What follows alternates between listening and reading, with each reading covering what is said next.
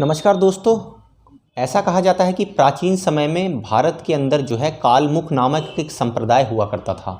दोस्तों, कालमुख नामक संप्रदाय जो है उसकी आस्था शैविज़्म में थी। मतलब भगवान शिव की वो पूजा किया करते थे और उनके द्वारा दिए गए महामृत्युंजय मंत्र का जो है उनको विशेष रूप से उसका अनुपालन किया करते थे, उसका जाप किया करते थे और एक विशेष प्रकार का अनुष्ठान किया करते थे। दोस्तों, वो अनुष्ठान क्या है मैं आपको बताता हूँ। उससे आपको भारतीय दर्शन के बारे में पता चलेगा और पता चलेगा कि भारतीय दर्शन कितना गहरा और अद्भुत था। दोस्तों, कालमुख संप्रदाय जो है वो 45 दिन तक जो है एक रिचुअल्स परफॉर्म करता था। उस रिचुअल्स के अंदर वो क्या करता था कि ज़मीन पर जो है एक स्टार की शेप बनाता था। स्टार की शेप बनाने के बाद जो है वो ये दर्शाते थे कि ये जो स्टार के जो 5 कोने हैं ये 5 मूलभूत तत्वों को दिखाते हैं। जो सबसे नीचे के जो 2 खाने हैं वो दिखाते हैं पृथ्वी तत्व को और पानी तत्व को, वाटर एलिमेंट को। ये अर्थ को दिखाता है और वाटर एलिमेंट को दिखाता है। जो नीचे वाले जो 2 हिस्से होते हैं उससे ऊपर के जो 2 हिस्से होते हैं ये वायु तत्व को दिखाते हैं और अग्नि तत्व को दिखाते हैं। मतलब एयर एलिमेंट को और फायर एलिमेंट को दर्शाते हैं। और सबसे ऊपर जो इसका हेड होता है, जो इसका आप देखेंगे सिर होता है, उसको बताया जाता है कि ये आकाश तत्व होता है।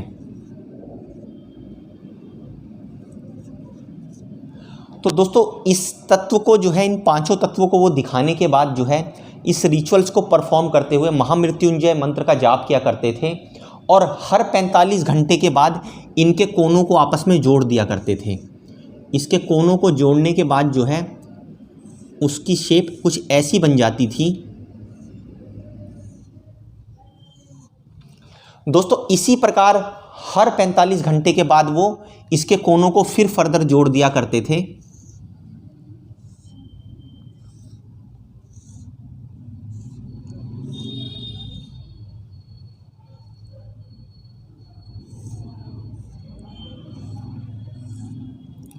और ये रिचुअल्स जो है ऐसे ही चलता रहता था दोस्तों। और ये इस जो आप देख रहे हैं इस फॉर्मेशन को वो बढ़ाते चले जाते थे और एक्चुअल में बताया जाता था कि यही महामृत्युंजय की असली फॉर्मेशन है कि वो अपने अस्तित्व को कभी मिटने नहीं देते हैं और जो जीवन है उसका अस्तित्व कभी मिटता नहीं है। उसका अस्तित्व जो है वो इसी तरह से फैलता जाता है।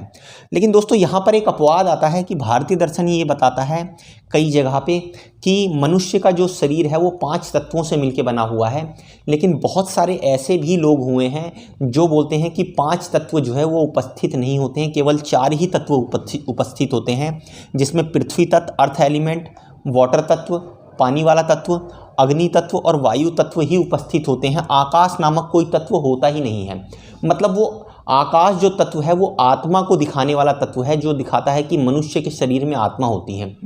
लेकिन बहुत से दर्शन शास्त्र के जो है वो ऐसे विशेषज्ञ हुए हैं, उन्होंने कहा है कि मनुष्य के अंदर आत्मा नाम की कोई चीज़ नहीं होती है, केवल शुद्ध एक चेतना होती है और उसी चेतना का जो है फ्लो करना ही आदमी को आत्मा के होने का आभास कराता है।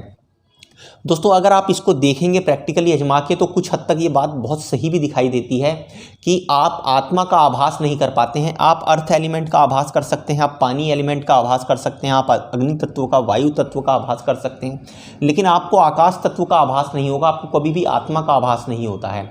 उसके पीछे कारण ये है दोस्तों, हमारी आप अगर वैदिक जो कहानियाँ पढ़ेंगे, उपनिषदों को पढ़ेंगे तो उसमें एक ऐसी कथा भी मिलती है कि बताया जाता है कि जो इस ब्रह्मांड को रचने वाले जो ब्रह्मा हैं, उन ब्रह्मा का जो है एक बार एक ऐसी कथा आती है कि भगवान शिव ने अपने त्रिशूल से एक सर काट दिया था। हमारे ब्रह्मा के 5 सर हुआ करते थे, तो उस 5 सरों में से एक सर भगवान शिव ने जो है वो काट कर अलग कर दिया था।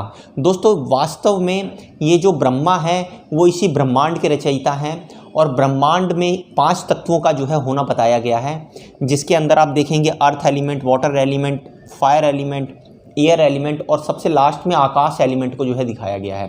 तो क्योंकि भगवान शिव ने उनका सर काट दिया तो ऐसा बताया जाता है कि उनके पास सिर्फ 4 ही सर बचे 5 में से, और वो 4 जो है वो इन्हीं 4 एलिमेंट का रिप्रेजेंटेशन करते हैं।